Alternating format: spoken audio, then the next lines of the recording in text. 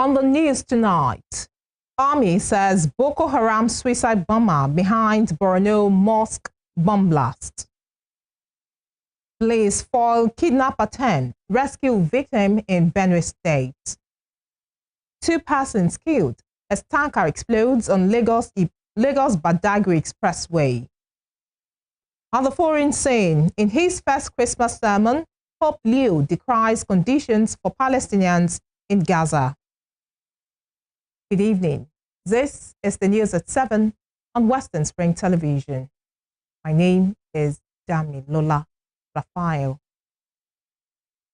The headquarters of Operation Hadinkai, Nigerian Army, has confirmed that the explosion at a mosque in Borno State on Wednesday was carried out by a suicide bomber. At least 5 people were confirmed dead, while 35 others sustained injuries following the blast at Al-Adum Jumaat Mosque in the Gamboru Market area of Maiduguri Metropolitan Council, Borno State. In an update today, Theatre Command spokesman Lieutenant Colonel Sani Uba, as reported by Channels Television, said investigation revealed that a Boko Haram terrorist was responsible. He said the incident was caused by a suspected Boko Haram terrorist suicide bomber who detonated an improvised explosive device, killing himself and 2 civilians on the scene. He disclosed that troops, in conjunction with the Nigeria Police Explosive Ordnance Disposal Team, other sister security agencies, the Borno State government, and NEMA responded promptly, securing and cordoning off the affected area to prevent further harm and ensure public safety. He also confirmed that 32 civilians sustained varying degrees of injuries. Assuring residents of their safety this festive season, Colonel Uba said troops and other security agencies have intensified surveillance and security measures within Maiduguri and surrounding areas.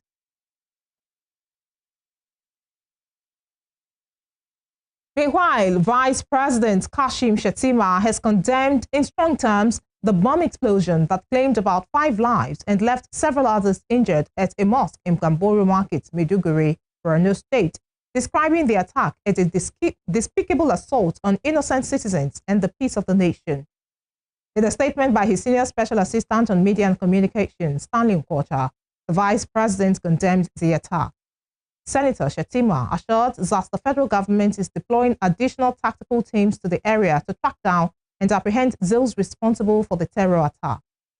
According to him, the government is working closely with state authorities and local security agencies to ensure the protection of vulnerable communities and critical infrastructure across the Northeast and other regions. He added that President Bola Tinubu has ordered an immediate intensification of security operations in Borno State following the incident. Staying with security, the Chief of Army Staff, Lieutenant General Waidi Shaibu, has assured that the Nigerian Army will continue to pursue both kinetic and non-kinetic operations to improve security across the country. General Shaibu stated this during the inauguration of a 36-classroom Government Day Girls Secondary School, upgraded by the Major General Mamman Galadima under the Army's Special Intervention Civil Military Cooperation Project in Marathon, Zamfara, on Thursday. He reaffirmed that under his leadership, the Army will continue to pursue both kinetic and non-kinetic lines of operations in collaboration with other security agencies to improve the security situation across the country. He added that the relationship between the people and the Army must be collaborative, as the people need the Army and the Army cannot make the desired impact without the people. The Catholic Diocese of Kotangora has confirmed the release and reunification of all abducted pupils and staff of St. Mary's Catholic Primary and Secondary School, Papiri, in Agwara local government area of Niger State. In a press statement today, signed by the Bishop of Kotangora, Most Reverend Bulus Dawa Yohana, the diocese disclosed that a total of 230 children and staff members were verified to have been abducted and later rescued following a thorough reconciliation and verification exercise. The cleric said the abducted persons comprised 12 staff members, 14 students, and 204 pupils, all of whom have now regained their freedoms through the concerted efforts of the Nigerian government and security agencies. The diocese further confirms that all rescued children have been successfully reunited with their respective families, with no individuals currently reported missing. The bishop explained that immediately after the abduction on November 21, an initial head count revealed that 315 persons were unaccounted for. However, by Sunday, November 23, it was confirmed that 50 persons had either escaped or reunited with their parents, reducing the number to 265. In Borno State, the State Police Command has successfully foiled a kidnap attempt on Christmas Day and rescued one Geoffrey Akume. The command spokesperson, DSP Udeme Edet, disclosed in a statement released this afternoon, made available to newsmen in Makurdi. Edet said the incident occurred in the early hours of the day at Teotu along Boko Makurdi Road. The police spokesperson explained that the victim, who was on transit from Boko to Makurdi, was accosted by armed men suspected to be kidnappers at Teotu. She disclosed that upon receipt of the distress information, operatives of the State Police Command swiftly swung into action and commenced intensive patrols and a coordinated search of the area. The police image maker added that on sighting the police team, the perpetrators abandoned the victim and fled into the forest. From the first day of 2025, insecurity once again dominated Nigeria's national conversation, cutting across regions, communities, and social classes. What unfolded over the year was not a single crisis, but a layered security emergency. Terrorism in the Northwest, banditry in the, terrorism in the Northeast, banditry in the Northwest, communal violence in the Middle Belt, and mob killings and kidnappings spreading into previously calmer areas. This is a recap of how Nigeria fared in the security sector. The year opened with renewed insurgent momentum in the northeast. In late January, suspected Islamic State West Africa province ISWAP fighters overran a military base in Marte, local government area, Borno State, killing dozens of soldiers and exposing lingering gaps in frontline protection. Security analysts described the attack as a reminder that despite years of counterinsurgency operations, Boko Haram splinter factions remain operational and adaptive. Simultaneously, the Northwest recorded a surge in bandit attacks and mass kidnappings. Communities in Zamfara's Banin Magaji, Anka, and Kaura Namoda local government areas reported repeated raids, with entire villages emptied as gunmen abducted residents and imposed levies on rural populations. Bandits also struck Yankamaye village in Sanyawa, local government area, Kano State, where an elderly woman was killed and 3 women abducted during a night raid, highlighting how the violence had spread beyond traditional bandit strongholds. Thazama and Chacho village, Borno, local government area, Sokoto State. A wedding celebration turned into a nightmare when armed raiders seized the bride, her bridesmaids, and several guests. These attacks underscored the escalating reach of criminal networks across multiple states. Beyond insurgency and banditry, 2025 saw deadly mob violence on 28 March in Udone and Fandion, Uromi, Edo State. 16 mostly Hausa and Fulani men were lynched by a mob after being falsely accused of kidnapping. The gruesome incident triggered national outrage and reopened debates about vigilante justice, ethnic profiling, and the collapse of trust in law enforcement. In the Middle Belt, particularly in Makurdi, Yellowater, and surrounding axes of Borno State, farmer-herder clashes escalated with reprisal attacks, leaving scores dead and forcing thousands into temporary displacement camps. Local leaders warned that long-standing land disputes and the proliferation of small arms continue to fuel cycles of revenge. Kidnapping remained one of the most persistent threats throughout the year. The most dramatic incident of 2025 occurred on 21 November when gunmen abducted more than 300 students and teachers from St. Mary's Catholic School in Papiri, Niger State. The attack carried out in the early hours initially saw about 50 students escape on their own. Another 100 were released in early December. By 21 December, authorities announced that all remaining abductees had been freed, following a military and intelligence-driven operation, though details of the rescue were limited. The incident reverberated nationwide, reviving painful memories of earlier mass school kidnappings and raising questions about the effectiveness of existing protection measures for schools. Another mass abduction took place on 17 November in Maga Town, Wasagu, Danko local government area, Kebbi State, where bandits attacked a girls' secondary school, killed a vice principal, injured a teacher, and abducted 25 schoolgirls. Most were later released after negotiations and community pressure. Nigeria's security crisis drew international political attention when U.S. President Donald Trump publicly commented on the scale of violence, describing it as alarming and calling for stronger leadership and tougher security measures. The Nigerian government continues to allow the killing of Christians. The USA will immediately stop all aid and assistance to Nigeria. We're going to do things to Nigeria that Nigeria is not going to be happy about and may very well go into that now disgraced country, guns are blazing, to completely wipe out the Islamic terrorists who are committing these horrible, horrible atrocities. His remarks circulated widely on social media, eliciting mixed reactions domestically. While some commentators welcomed the global spotlight, others criticized Trump for oversimplifying a complex crisis and using Nigeria's challenges for political messaging. The federal government dismissed suggestions of external interference, insisting Nigeria remains capable of addressing its internal security issues. It's impossible for there to be a religious persecution that can be supported in any way, shape, or form by the government of Nigeria at any level.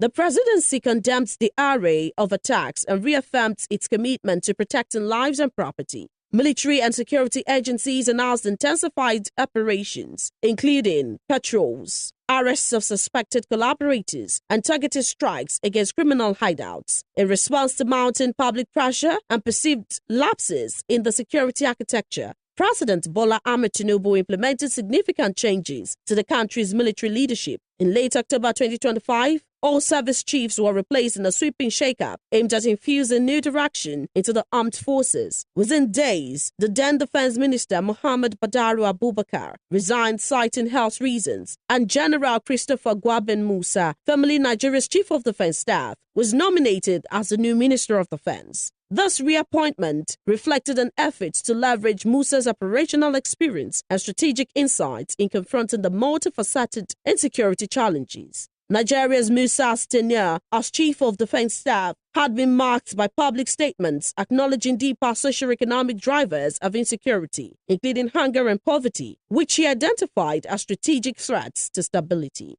His leadership also confronted internal challenges within the military, including allegations of saboteurs involved in high-casualty incidents like the Yellowwater massacre in Borno State, where over 200 civilians died.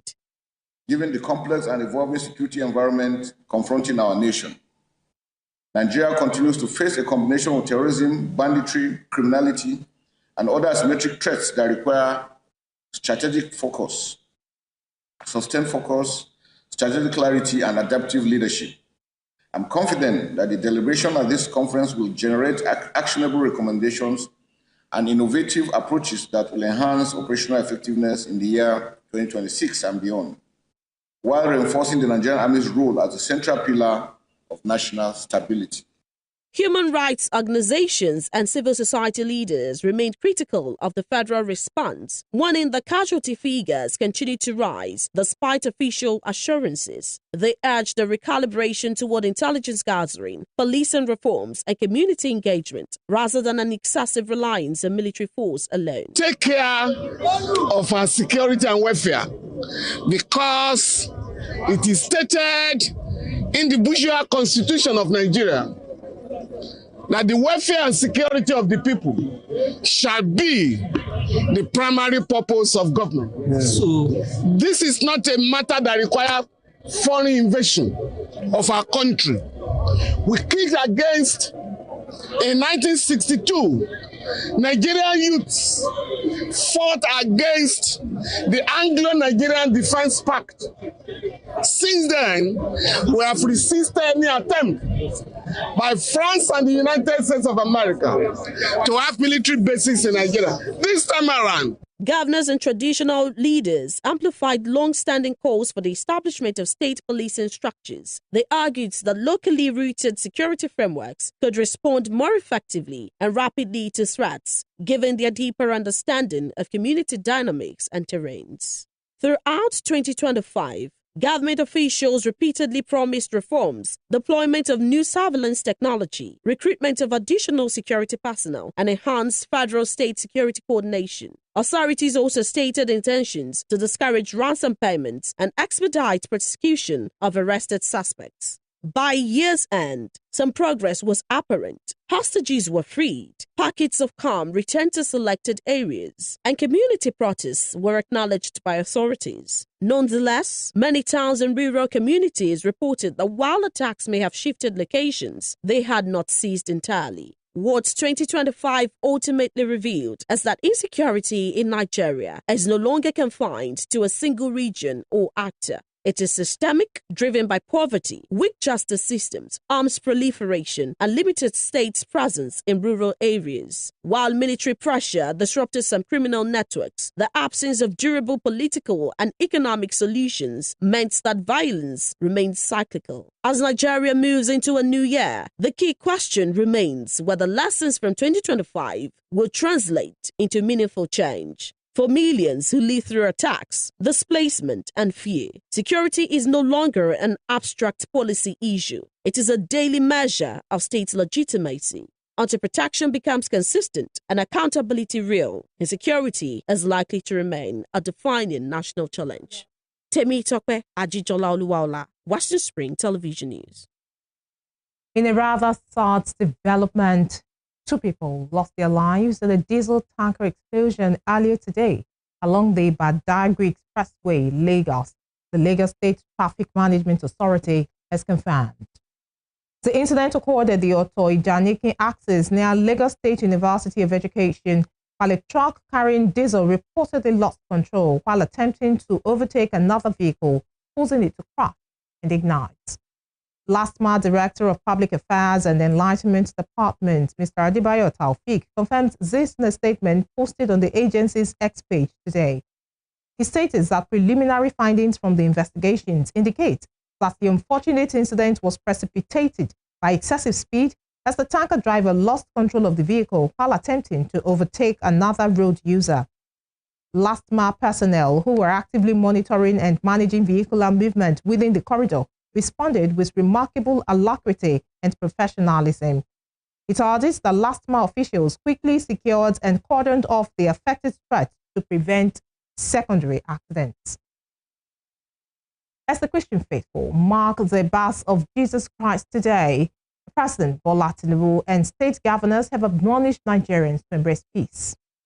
The president reaffirmed his commitment to religious tolerance, declaring that no Nigerian would be made to suffer or die because of their religious beliefs, just as the Nigerian Labour Congress demanded tax justice. In his Christmas message to Nigerians, the president stressed that religious tolerance remains a core national value that binds the country together despite its diversity. The message, Tinubu's third Christmas address since assuming office in May 2023, comes amid renewed international scrutiny of Nigeria's religious freedom record. Tinubu also paid tribute to Nigerian Christians for their contributions to national development. Meanwhile, the Nigeria Labour Congress President, Joe Ajaero, extended warm greetings to workers and citizens, wishing them peace, joy, and rejuvenation during the Christmas celebrations. The Labour Union acknowledged the economic hardships facing millions of Nigerians. However, it emphasized that hope remains alive, rooted not in mere wishes, but in collective action. The Bishop of Sokoto Diocese, Matthew Hassan Kuka, has asked Nigerian leaders to address suffering and told citizens not to lose faith despite challenges facing the country. Kuka made the call in his 2025 Christmas message issued on Thursday. The preacher said in the midst of the darkness of the circumstances, he strongly urged leaders to strengthen their resolve towards ameliorating the sufferings that challenge the faith. The cleric lamented the mass abduction of students from their schools in parts of the country, urging that the children are the future. Bishop Tuka said crimes such as banditry, armed robbery, and kidnapping have continued across Nigeria, and he is asking citizens to pray for the families of those affected by these. While these challenges cannot be denied, Bishop Tuka wants Nigerians not to lose hope. According to him, with unity of purpose and love for one another, the country will return to the path of glory. In the meantime, the National Drug Law Enforcement Agency, NDLEA, has urged Nigerians to prioritize their health and safety this festive season by making responsible drug-free choices. In a Christmas message posted on its X page today, the chairman and chief executive officer of the agency, Brigadier General Buba Mawa, retired, extended warm wishes to all Nigerians. He appealed to the general public to use the holiday period to make healthy decisions free from the influence of drugs. The appeal comes against the backdrop of concerning drug use trends in Nigeria. According to the United Nations Office on Drugs and Crime, World Drug Report 2025, the national prevalence of drug use stands at 14.4%, nearly 3 times the global average, affecting an estimated 14.3 million people aged 15 to 64. The NDLEA boss further emphasized that public vigilance and personal responsibility remain critical to reducing drug-related harm and promoting community well-being during the festive celebration. Still to come, Sanwo-Olu inspects fire scene on Lagos Island, orders GNI building pulled down. We will bring you more on this when we return.